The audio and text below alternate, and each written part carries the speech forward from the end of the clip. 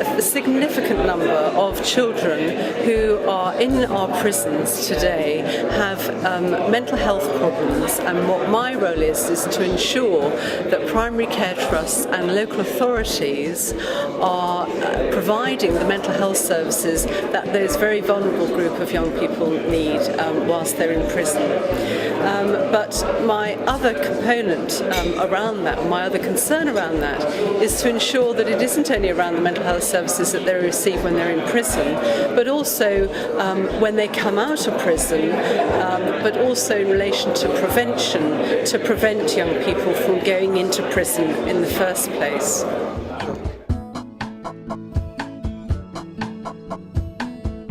One of the main reasons is that young people by their very nature are risk takers. They are also wanting to experiment, and that is perfectly normal and laudable as aspect of natural development of a child to becoming an adult. What we need to ensure is that the availability of drugs is reduced, because that is what is making it so easy for young people, and talk about young people, it's actually children.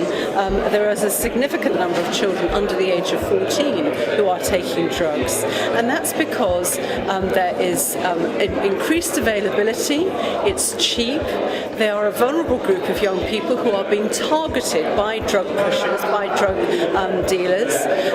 They are available within their social networks. There is peer pressure to take it, so if a child wants to be cool and part of a group, they will be able to take drugs to be part of that group because they are cheap and available to them.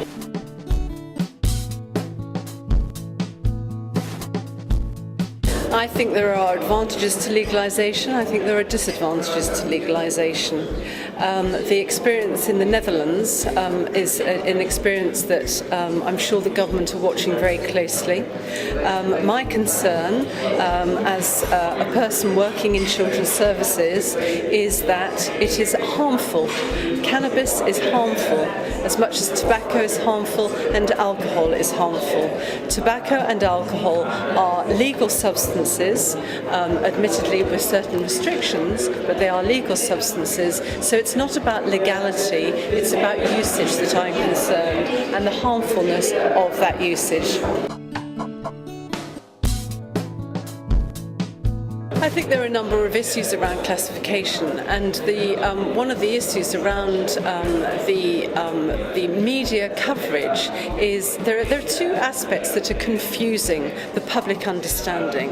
One is around the media coverage and the aspects that the media tend to pick up on, and the other is with regards to enforcement and the fact that the young people today are a little bit confused around whether or not the taking of cannabis is legal.